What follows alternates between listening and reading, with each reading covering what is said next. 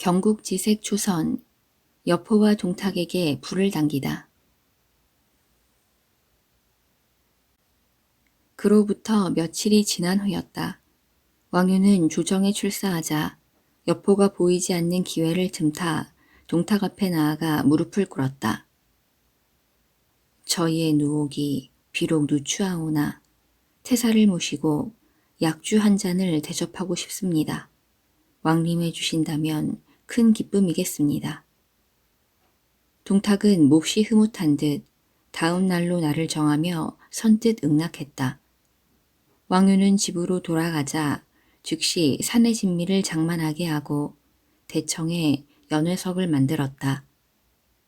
왕유는 조복을 갖추어 입고 밖으로 나가 정중히 동탁을 맞으며 재배하였다.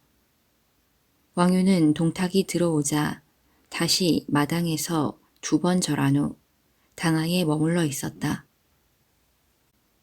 동탁은 왕윤이 이토록 자기를 높이 모시자 더욱 흐뭇했다. 조정의 원로에다 명문의 집안이며 성품이 곧기로 유명한 왕윤이었다. 이토록 자기를 경대하니 이제 그도 자기에게 스스럼 없이 굽히어 자신과 가까워짐을 뜻하는 것이라 여겼다. 동탁은 왕윤에게 자기의 옆자리에 앉도록 권했다.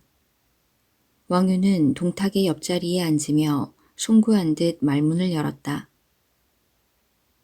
태사의 성덕이 높고 높으니 이윤이나 주공도 이에 미치지 못할 것입니다. 날이 저물고 술이 거나하게 취하자 왕유는 동탁을 호젓한 후당으로 청해드렸다. 태사께서는 이제 후당으로 드시지요. 후당에 들자 동탁은 갑사들을 물리쳤다. 좌석에 2사람만 남게 되자 왕윤이 동탁에게 술잔을 올리며 말했다. 제가 어려서 천문을 좀 배웠습니다만 당금의 천문을 보건대 한조의 운명도 이미 다한 듯 하옵니다. 이제 태사의 공덕은 천하에 떨치시고 있습니다. 태사께서 순이 요를 잇고 우가 순을 잇듯 한을 이어받으신다면 그야말로 천심과 민의에 합당할 것입니다. 동탁은 흐뭇한 기색을 감추지 못하며 술잔을 맘껏 들이켰다. 노제상 왕유는 접대에 소홀함이 없이 방 안에 촛불을 밝혀놓고 다시 주안상을 차리게 한 후 입을 열었다. 교방의 풍악만으로는 흥이 덜합니다. 마침 저희 집에 제가 기른 가기가 있어 그 기회가 볼만하니 한번 보여드릴까 합니다. 왕윤이 주렴을 올리게 하니 주악 소리가 은은히 울리는 가운데 시첩에게 에워싸인 초선이 나타나 춤을 추기 시작했다.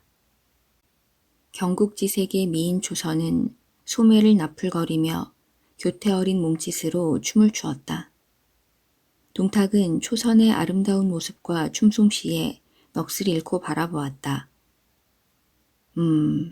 훌륭한 춤이로다. 동탁의 말에 왕윤이 얼른 초선을 불렀다. 초선아, 태사께서 부르시니 어서 인사를 올려라. 동탁이 초선을 취한 눈으로 보다가 불쑥 왕윤에게 말했다. 사도, 이 아이의 노래를 한 곡조 더 듣고 싶소이다.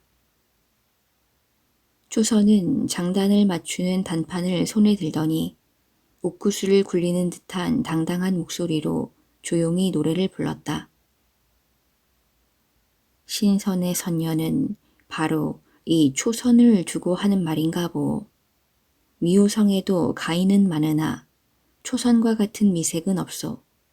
만일 초선이 한 번 웃는다면 장안의 분대가 다 무색해지리라. 왕윤이 기다리던 말이라 이때를 놓치지 않고 입을 열었다. 제가 이 아이를 태사께 바치고 싶사옵니다. 받아주실지 몰라 망설였을 뿐입니다. 왕윤은 즉시 수레를 준비시켜 초선을 먼저 승상부로 태워보냈다. 동탁이 몇 순배의 술이 돌자 취기를 핑계로 돌아갈 채비를 차렸다. 사도, 이젠 돌아가야 되겠소이다. 오늘의 환대와 은혜 잊지 않을 것이요. 왕유는 말을 타고 동탁의 수레를 따르며 승상부까지 배웅했다. 왕윤이 집으로 돌아오는 길이었다. 저편 어둠 속에 붉은 등불들이 길을 훤히 밝힌 가운데 말발굽 소리도 요란하게 이쪽으로 달려오는 한 무리의 기마대가 있었다. 기마대의 선두에는 적토마를 탄 여포가 있었다. 사도는 지난날 초선을 내게 주겠다고 약조해 놓고도 오늘 태사에게 보냈으니 이게 어찌 된 일이요?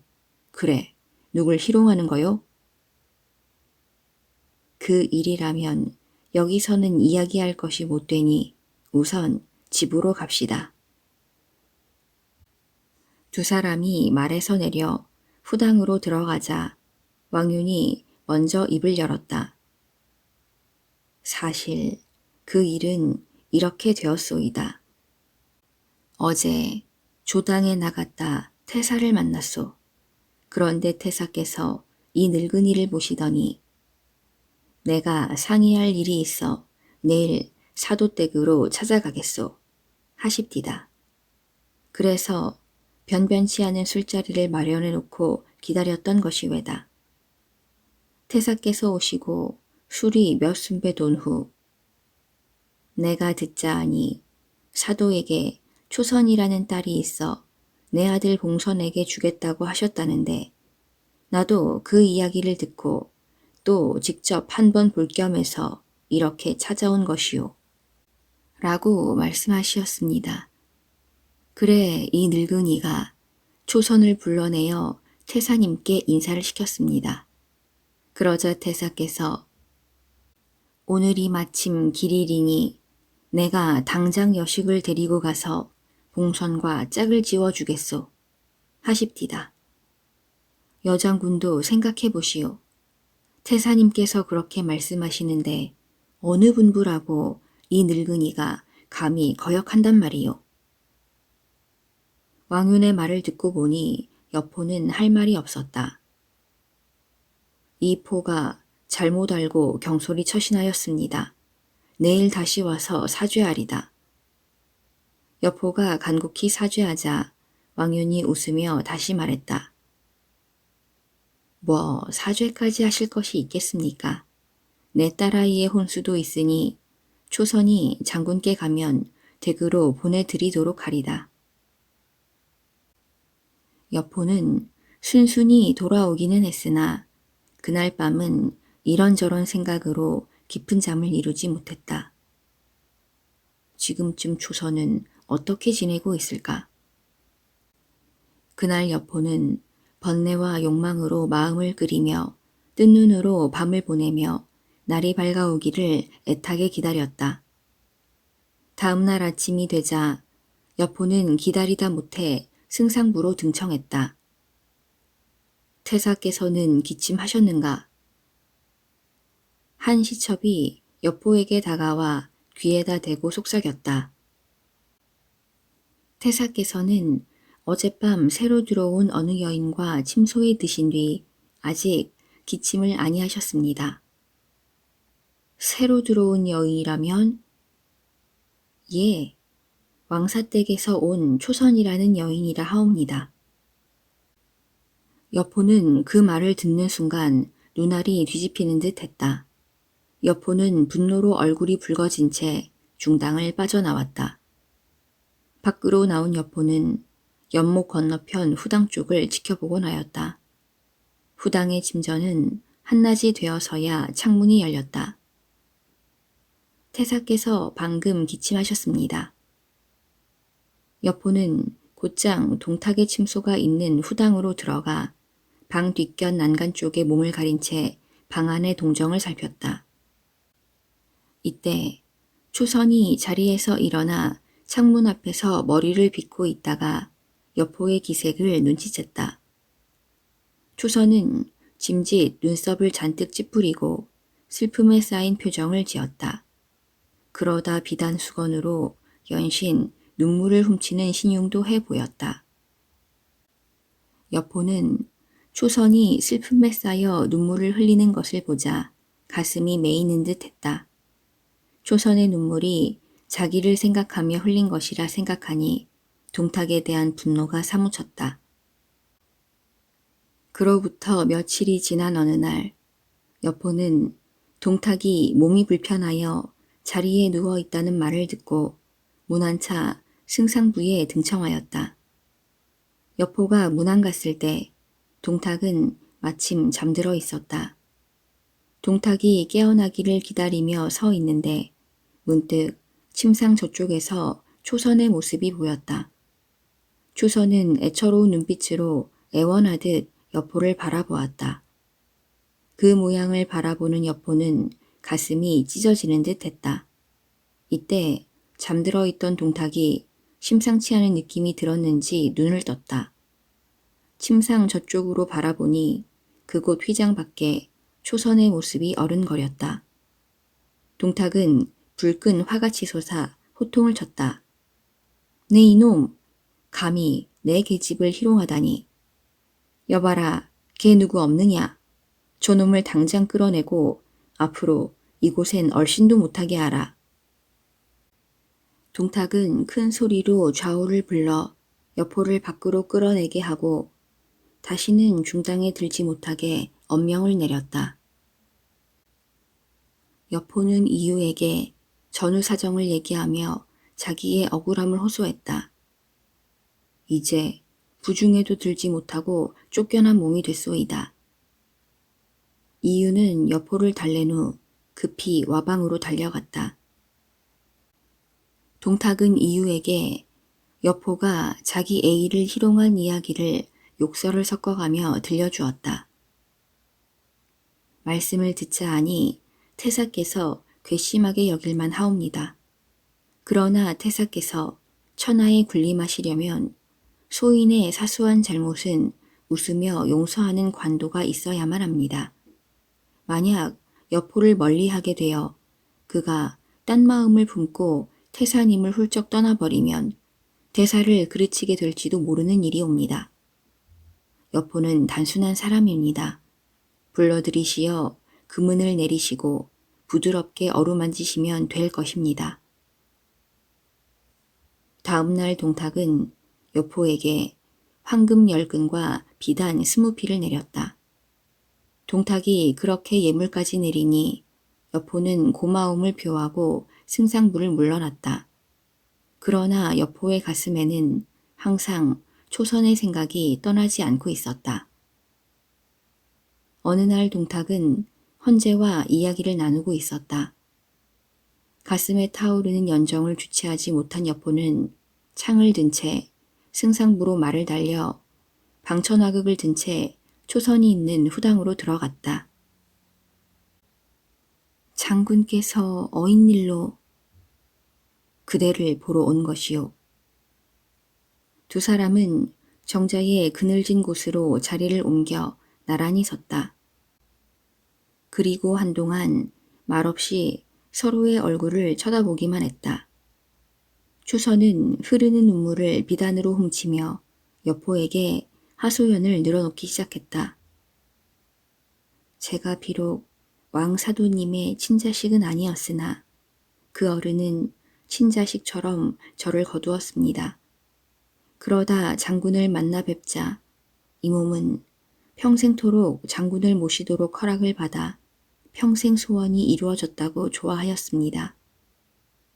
동태사께서 저를 장군께 데려다 준다기에 거역하지 못하고 따라왔습니다만 이제 장군님을 뵈었으니 부끄러움을 견디며 살아온 보람을 느낍니다. 이 몸, 다시는 장군님을 섬길 수 없으니 차라리 장군님 앞에서 목숨을 끊어 저의 마음을 보여드리고자 합니다. 초선은 울음을 삼키며 말을 마치자 정자 아래에 있는 연못에 몸을 던지려 하였다. 초선, 잠깐만 기다려라. 너무 슬퍼하지 말고 기다려다오. 내가 이승에서 너를 아내로 삼지 못한다면 어찌 영웅이라 할 수 있겠느냐. 여포가 이렇게 외치자 초선이 그제서야 그를 올려다보며 물었다. 그렇다면 첩을 하루빨리 구해주시기를 바랄 뿐입니다. 첩에게는 하루가 10년같이 괴롭습니다. 장군은 이 천하에 둘도 없는 영웅이라고 들어왔습니다. 그런 장군께서 어찌하여 늙은 태사를 겁내어 밑에서 몸을 굽히고 계십니까? 초선의 말에 여포는 부끄러움으로 얼굴이 달아올랐다. 여포가 지금까지 가졌던 자부심이 초선이 앞에서 무참히 무너지는 듯 하자 그는 오기가 치솟았다. 이때 동탁은 황제에게 정사를 상주하고 있다가 문득 심상치 않은 예감이 일어 당하를 보니 아니나 다를까 여포의 모습이 보이지 않았다. 불현듯 의구심이 솟아 황망이 황제께 물러가겠다는 인사를 올린 뒤 급히 수레를 몰아 승상부로 돌아왔다. 동탁이 후원으로 들어서자 여포와 초선이 봉의전 아래 공란에서 서로 부둥켜 안고 얼굴을 비벼대며 옥신각신하는 것처럼 보였다. 열화와 같이 노한 동탁은 한 모퉁이에 세워져 있는 화극을 보자 그것을 집어들며 우레와 같은 소리를 버럭 질렀다. 이놈 여포야! 여포는 얼른 품 안에 품었던 초선을 풀어놓고 황급히 정자 아래로 달아났다. 뒤따라간 동탁이 다시 뒤쫓으려 했으나 여포는 이미 후당 문 밖으로 달아난 뒤였다. 그때 누군가가 급히 후당 문 쪽으로 달려오는 사람이 있어 정신없이 뒤쫓던 동탁은 그 사람과 세차게 부딪히고 말았다. 동탁이 정신을 가다듬고 보니 그는 모사 이유였다. 이유는 동탁의 녹이 어린 시선을 피해 잠시 고개를 숙이고 있다가 입을 열었다. 태사님, 잠시 고정하십시오. 여포의 목을 베는 것은 태사께서 스스로의 목에 칼을 대는 것과 같습니다. 태사, 초선이로 말하면 한낱 시첩에 불과합니다. 여포는 태사의 신복 맹장입니다. 만약 태사께서 이 기회에 초선을 여포에게 주신다면 그는 은혜에 감복하여 태사를 위해 목숨까지도 바칠 것입니다. 바라건대 태사께서도 이 점을 헤아려 주십시오. 동탁은 이유의 말이 옳다는 것을 알고 있었다. 그러나 초선을 쉽게 단념할 수도 없는 동탁이었다.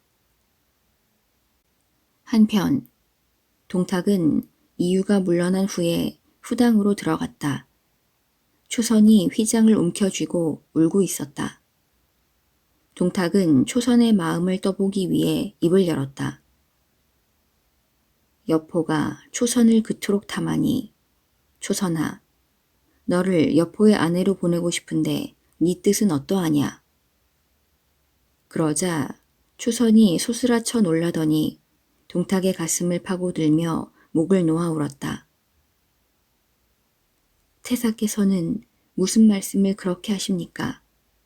첩의 몸은 이미 귀인을 섬겼거늘 차라리 죽을지언정 그런 종놈에게 가고 싶지는 않습니다. 동탁은 울부짖는 초선을 무릎 위로 안아 올려 가슴에 안았다.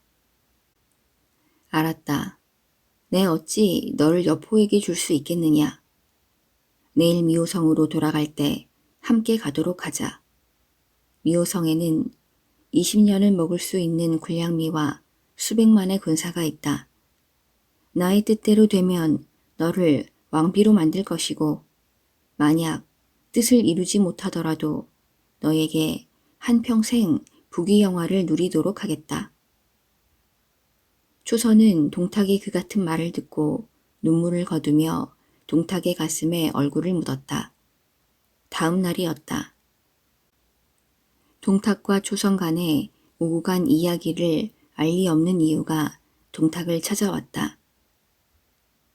오늘이 마침 일진이 좋은 날이니 초선을 여포에게 보내는 게 어떻겠습니까? 이왕 내리시기로 한 이상 하루라도 빠른 것이 좋을 듯합니다. 그러나 하룻밤 사이에 동탁은 달라져 있었다.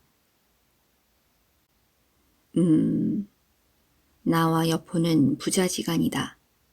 아비가 데리고 살던 계집을 어찌 자식에게 물려주겠느냐.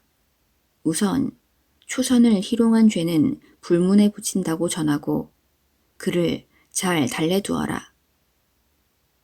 이유는 어이가 없었다. 동탁이 하룻밤 사이에 이렇게 마음이 달라진 것은 초선의 농간 때문이라는 걸 짐작했다. 태사님, 그게 무슨 말씀이십니까? 태사님께서는 초선이에게 너무 깊이 빠지시면 아니 되옵니다. 태사님이 도모하실 처나를 생각하시어 깊이 헤아리시기 바랍니다. 동탁이 돌연 녹이 등등하여 소리쳤다. 이유 이놈, 너는 너의 처를 여포에게 줄 수 있느냐? 초선의 일에 대해서는 다시는 거론치 말라. 다시 입 밖에 내면 목을 벨 것이다. 기가 막힌 일이었다. 동탁의 오직스런 고집을 알고 있는 터라 이유는 더 이상 입을 열지 않고 물러났다. 승상부를 빠져나온 이유가 하늘을 우러르며 탄식했다. 아, 한낱 계집에 의해 우리들 모두 죽게 되었구나.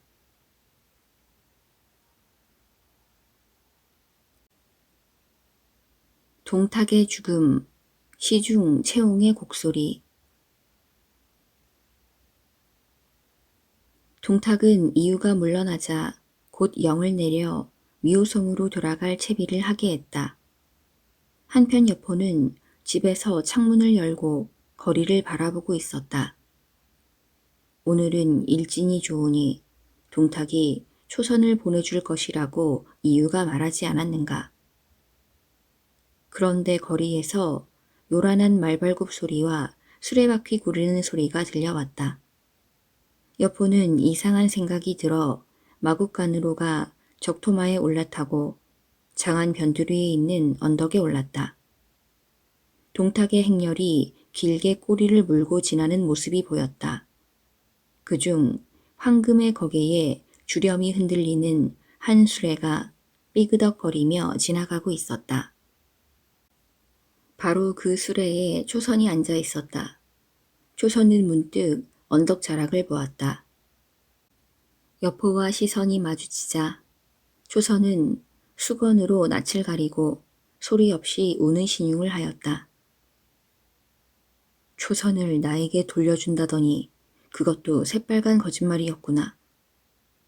여포는 자신도 모르게 새어나오는 한숨을 지으며 지그시 입술을 깨물었다.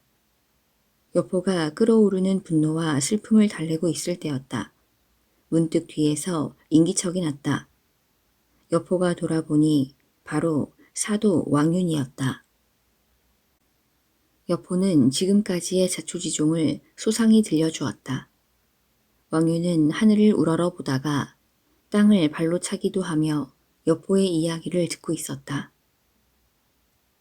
이곳은 길가이니 갑시다. 그 일은 제 집에서 조용히 의논하는 게 좋겠소. 여포는 왕윤을 따라 그의 집으로 가 으슥한 방으로 안내되었다. 왕윤은 슬며시 여포의 환한 얼굴을 엿보다 한숨을 길게 쉬며 말했다. 태사가 내 딸을 범하고 장군의 아내를 빼앗았으니 이는 하늘이 노하고 또한 천하의 웃음거리가 되고 말았소. 사람들은 태사를 비웃기 전에 나 왕윤과 장군을 비웃을 테니 기가 막힐 노릇이군요. 나야 늙고 힘이 없어 어쩔 수 없다지만 장군 같은 천하의 영웅이 이 같은 욕됨을 당하니 실로 애석한 일이 외다. 이것은 다 나의 허물이니 여장군 용서를 빌 따름입니다. 여포는 왕윤의 말을 묵묵히 듣더니 참고 있던 분노가 터져 나오는지 주먹으로 땅바닥을 치며 분연히 말했다. 왕사도 두고 보시오. 내 맹세코 그 늙은 도적을 죽여 이 치욕을 씻고 말 것이오. 왕유는 기회를 놓치지 않고 여포를 또다시 충동질했다. 장군의 용맹과 그릇으로 말한다면 동태사에게 몸을 굽히고 있다는 것이 잘못된 일이지요. 더구나 장군의 성씨는 여씨이고 태사의 성씨는 동씨가 아니요. 이야기하신 바와 같이 봉의정에서 태사가 장군에게 창을 던졌을 때 이미 부자지간의 정은 끊어진 거나 다름없지 않소. 특히 태사가 아직까지 자기의 성씨를 장군에게 주지 않고 있지 않습니까? 이는 양분이 양잔이 하는 명목으로 장군의 무용을 계속해서 태사의 휘하에 묶어주겠다는 속셈이나 다름이 없소이다. 왕윤의 말에 여포는 무릎을 치며 말했다. 옳은 말씀이요. 참으로 귀한 것을 깨닫게 해주셨습니다. 이 여포는 참으로 생각이 짧은 사람이었습니다. 왕유는 그런 여포에게 이제 결정적인 대의 명분을 세워주어야겠다고 여겨 입을 열었다. 장군께서 만일 태사를 해하고 한시를 건진다면 장군의 이름은 청사에 길이 빛날 것이요. 그렇지 않고 동탁을 돕는다면 역신이란 이름을 남겨 만대에까지 그 더러운 이름이 전해질 것이요. 여포가 돌아가자 왕유는 평소에 동지들을 불러 모아 그동안의 경위를 들려준 뒤 의견을 물어보았다. 순서가 먼저 입을 열었다. 듣자 하니 주상께서 환중이셨다가 쾌유되어 일어나시었소. 말솜씨 좋은 사람을 뽑아 미호성으로 보내 폐하께서 상의하실 일이 있다고 하고 동탁을 장안으로 부르는 것이요. 한편으로는 폐하의 밀조를 여포에게 내려 궐문 안에 무장한 군사를 매복시켰다가 동탁이 궐문을 들 때 주사라는 것이 상책이 아닐까 합니다. 그러나 누구를 보내어 동탁을 유인해 올까요? 기도위 이숙은 여포와 같은 고향 출신인데 여포를 동탁에게 끌어온 장본인이요. 그런 공훈을 세웠는데도 동탁이 냉대하자 몹시 원망하고 있으니 동탁을 없애는 일을 마다하지는 않을 것입니다. 또한 그를 보낸다면 동탁도 의심하지 않을 것입니다. 왕유는 순서의 의견에 찬동했다. 다음 날 왕유는 여포를 불러 조정 대신들이 마련한 계책을 소상히 일러주었다. 여포와 의견의 일치를 본 왕유는 즉시 사람을 보내어 이숙을 은밀히 청하였다. 계책을 듣고 난 이숙은 주저함이 없이 선뜻 찬동했다. 나 역시 그 늙은 도적을 없애고자 하였으나 마음을 털어놓고 모사할 사람이 없어 한탄하고 있던 중이었소. 이 이숙이 어찌 두 마음을 갖겠소. 왕유는 그런 이숙에게 좋은 말로 다시 달래며 미끼를 던졌다. 만약에 일이 뜻대로 된다면 그대는 한실의 1등 공신이니 무거운 벼슬을 내릴 것이요. 이숙은 그 말에 절하며 감사를 표했다. 다음 날 이숙은 수십 명의 기병을 거느리고 미호성으로 갔다. 이숙은 동탁 앞에 엎드려 절을 올렸다. 황제께옵서는 그동안 환우가 잦으시다 보니 마침내 태사께 선위하실 결심을 하신 듯합니다. 문무백관을 미양전에 모이게 하여 그 일을 정하기 위해 조서를 내리셨습니다. 동탁의 늙은 얼굴은 기쁨을 감추지 못하고 금세 환하게 밝아졌다. 이숙이 때를 놓치지 않고 그를 재촉하며 한마디 덧붙였다. 태사님 서두르십시오. 선위를 받으러 가는 경사스러운 행차시니 너무 많은 군조를 거느린다면 시간만 지체될 것이옵니다. 행장을 간소히 하는 것이 좋을 듯합니다. 오냐, 여부가 있느냐. 이미 동탁은 선위를 이어받는다는 기쁨에 다른 것을 헤아릴 여유가 없이 입궐할 채비를 했다. 다음 날 아침 동탁은 궁궐 문 앞에 다다랐다. 궁궐의 규칙인 만큼 동탁은 수행하는 모든 군사를 대궐문 앞에 대령케 했다. 그곳에서는 20여 명의 군사에게 수레를 밀게 하여 궁궐의 내정으로 들게 되어 있었다. 그러나 그때도 동탁은 전혀 의심을 하지 않았다. 그런데 대궐문을 지나 전문을 바라본 동탁은 얼른 주위를 살폈다. 무언가 본능적으로 느껴지는 섬뜩함 때문이었다. 전문 양쪽에 왕윤과 황환 두 사람이 칼을 빼들고 서 있지 않는가. 동탁은 심상치 않은 공기를 느끼며 황망히 이숙을 불렀다. 이숙, 저들이 왜 칼을 뽑아들고 있느냐? 그러나 이숙은 대답도 없이 수레를 힘껏 전문 안으로 밀어 넣었다. 동탁의 수레가 전문 안으로 밀려 들어오자 왕윤의 고함 소리가 쩌렁쩌렁 울렸다. 미호의 역적이 여기 왔노라. 무사들은 어서 나오라. 왕윤의 말이 미처 끝나기도 전에 와 하는 함성과 함께 100여 명의 무사들이 양쪽에서 쏟아져 나왔다. 그들이 순식간에 동탁의 수레를 뒤엎어버리자 수레에서 동탁이 굴러 떨어졌다. 하늘을 거스른 역도 천벌을 받으라. 무사들은 일제히 동탁을 향해 덤벼들었다. 무수한 창과 칼이 그를 찌르고 베었다. 가슴이며 어깨며 머리 등 가릴 것이 없었다. 하지만 그는 조복 속에 갑옷을 받쳐 입었던 터라 피투성이가 되기는 했으나 치명상은 입지 않았다. 비대한 몸으로 땅바닥을 구르며 절규했다. 아들아, 봉선아 어디 있느냐? 그러자 수레 뒤편에서 여포가 달려나오며 소리쳤다. 천자의 조칙이다. 역적은 어명을 받들어 창을 받으라. 여포의 외침이 들리는가 싶더니 방천화극은 어느새 동탁의 목을 꿰뚫었다. 옆에 있던 이숙이 보검을 휘둘러 동탁의 목을 베니 그의 몸에서 목이 굴러떨어졌다. 비명조차 지를 틈도 없이 당한 동탁의 죽음이었다. 여포는 왼손에 방천화극을 바꾸어 들고 오른손으로 품속에서 조서를 꺼내어 큰 소리로 읽었다. 조칙을 받들어 역적 동탁을 죽였다.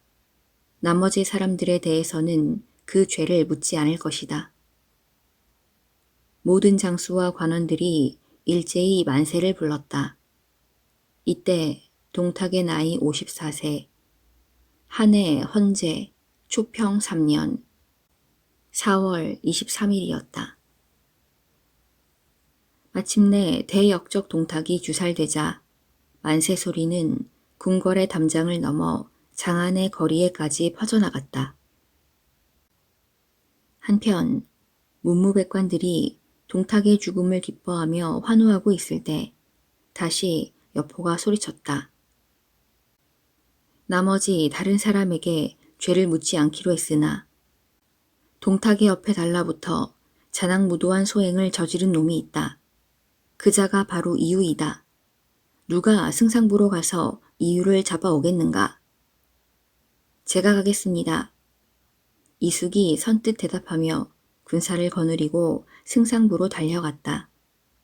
이숙이 승상부의 문 안으로 들어서려는데 한 무리의 군사들에 의해 비명을 지르며 끌려 나오는 자가 있었다. 바로 이유였다.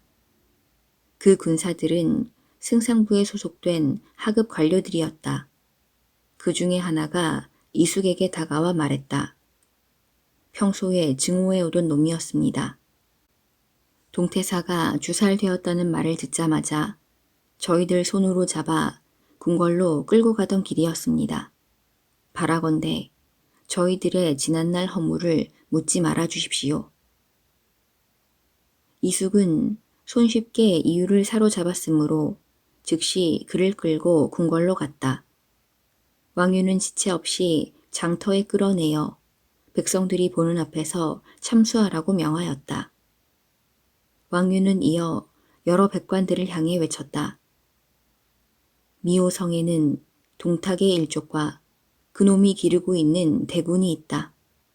그것들을 소탕할 용자는 없는가? 말이 떨어지기도 전에 내가 가겠소 하고 나선 자가 있었다. 두말할 것도 없이 그는 여포였다.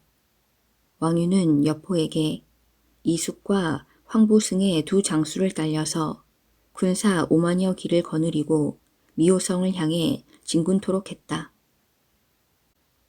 미호에는 곽사, 장제, 이각, 번주 등의 대장이 비운군 3천을 비롯 1만여 명의 군사로 성을 지키고 있었다. 그러던 차에 동탁이 장안에서 비명 한 번 지르지 못하고 무참히 주살되었다는 소식이 전해졌다. 거기다가 여포가 대군을 이끌고 쳐들어온다는 말을 듣자 그들은 싸울 엄두도 못 낸 채 군사를 이끌고 양주로 달아났다. 미호성에 가장 먼저 뛰어든 건 물론 여포였다. 그의 눈에는 아무것도 보이지 않았다. 곧장 후당으로 달려가 비원의 방을 헤집고 다니며 외쳤다. 초선아, 초선아. 초선은 후당이 한 방에 홀로 서 있었다. 여포는 달려가 마음껏 초선을 껴안았다. 여포는 초선을 번쩍 안고 후당에서 달려나와 적도마에 채찍질하여 장안으로 돌아갔다. 미호성에는 이숙과 황보승의 군사들이 난입하여 온갖 폭력이 저항하지도 못하는 무리들에게 자행되고 있었다. 동탁의 일족은 남녀노소를 가릴 것 없이 한 사람도 남기지 말고 모조리 참살하라. 동탁의 어머니인 90살의 노파는 살려달라고 비명을 지르며 황보승 앞에 꿇어 엎드렸으나 한 군사가 그 목을 쳤다. 불과 한나절 사이에 참살된 일족의 수는 남녀 모두 1,500여 명이나 되었다. 한편 이숙과 황보승의 관장 아래 무려 10채나 되는 보물창을 열자 황금이 수십만에다 백금이 수백만, 온갖 비단과 주옥 보석이 쏟아져 나왔다. 또한 곡창에 있는 양곡은 그 반을 백성들에게 나누어 주고 반을 관고로 옮겼다. 그 양곡도 자그마치 800만 섬이나 되었다. 동탁이 주살된 후 하늘의 조화인지 짙은 안개가 걷히더니 하늘에서는 밝은 태양이 며칠을 두고 빛나고 있었다. 성 안은 물론 성 밖 백성들은 늙은이 젊은이 할 것 없이 모두 거리로 쏟아져 나와 밤낮 없이 춤추고 노래했다. 백성들은 거리에 버려진 동탁의 시체에 몰려들어 그 몸뚱이를 짓밟지 않는 자가 없었다. 효수된 그의 머리는 공처럼 발에 차여 구르고 있었다. 동탁의 아우 동민, 형의 아들인 동황도 수족이 잘려서 장터에 버려졌다. 이렇게 죽일 사람은 죽이고 벌 줄 사람은 벌을 주었다. 황보순과 여포는 그 모든 뒤처리를 끝내자 왕윤에게 이를 알렸다. 이에 왕윤은 도당에 백관들을 모아놓고 큰 잔치를 베풀었다. 그들이 서로 노고를 치하하며 술잔을 나누고 있을 때 갑자기 밖에서 한 동료가 달려와 고했다. 동탁에 썩어가는 시체 옆에서 대성통곡하는 사람이 있다고 합니다. 그 말을 듣자 왕윤이 눈에 핏발을 세우며 말했다. 역적 동탁의 죽음을 백성뿐만 아니라 하늘도 기뻐하거늘 대성통곡을 하다니 그놈을 냉큼 잡아오너라. 잠시 후 그 사람이 무사들에게 이끌려왔다. 백관들은 그를 보자 크게 놀랐다. 그 사람은 다름 아닌 시중벼슬을 지냈던 채옹이었다. 채옹은 천하문장가로 당대의 명사였다. 저 사람은 채옹이 아닌가? 만조백관들은 깜짝 놀랐다. 왕윤도 전혀 뜻밖의 채옹이 잡혀 들어오는 것을 보고 노여움은 더 한층 컸다. 왕윤은 채옹을 큰 소리로 꾸짖었다. 역적 동탁을 주살한 것은 나라를 구함이 아니었던가. 그런데 그대는 한나라의 신하로서 나라를 위해 이를 기뻐하기는커녕 역적의 죽음을 슬퍼했다니 대체 무슨 까닭인가. 채옹이 엎드려 사죄했다. 소인이 비록 뛰어난 재주는 없으나 대의가 무엇인지 알고는 있습니다. 어찌 나라를 배반하고 동탁을 따를 리 있겠습니까? 다만 한때의 지우지감으로 나도 모르게 운 것이니 그 죄가 큰 것은 스스로 알고 있습니다. 원컨대 사도께서 나의 이러한 심사를 가엾게 헤아려 주십시오. 그 죄를 묻되 얼굴에 문신을 넣고 발꿈치를 자르는 정도에 머무르게 하시어 이 옹이 붓을 들고 한해 역사를 중단 없이 쓰도록 허락해 주소서. 채옹의 재주를 아끼는 태부 마일제가 왕윤에게 다가와 귓속말을 했다. 채옹의 박식함은 세상에 어깨를 견줄 사람이 없다 하옵니다. 만약 한나라 역사를 계속 쓰게 하여 이를 완성한다면 참으로 일세의 성사라 하겠습니다. 거기다가 그의 효행은 이미 세상에 널리 알려져 있으므로 그를 죽인다면 이는 인망을 잃는 것이 될 것입니다. 그러나 왕윤은 고개를 저었다. 아니요. 옛날 효무제가 사마천을 죽이지 않고 사기를 쓰게 하시더니 마침내 비방하는 글을 써서 후세에 전하였소. 구구는 쇠하고 정사는 어지러운 이때요. 바르지 못한 신하를 천자 옆에 두어 붓을 잡게 한다면 우리도 후세의 비방을 면치 못할 것이요. 왕윤이 강력히 반대하자 마일제는 더 이상 입을 열지 못했다. 그러나 그 자리를 물러난 후 여러 백관들에게 말했다.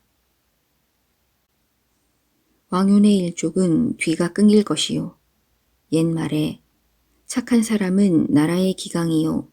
그를 짓는 것은 나라의 법전이라 하였소. 기강을 멸하고 법전을 없애니 어찌 명을 부지할 수 있겠소.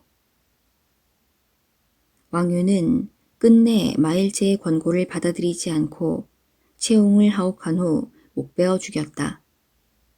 뜻있는 사람들은 이 소식을 듣고 채옹을 불쌍히 여겨 모두 울었다. 후일 사가들은 채옹이 사적인 정에 끌려 동탁을 곡하여 슬퍼한 일은 결코 잘한 일이라고 할 수는 없으나 왕윤이 채옹을 죽인 일은 지나친 처사였다고들 하였다.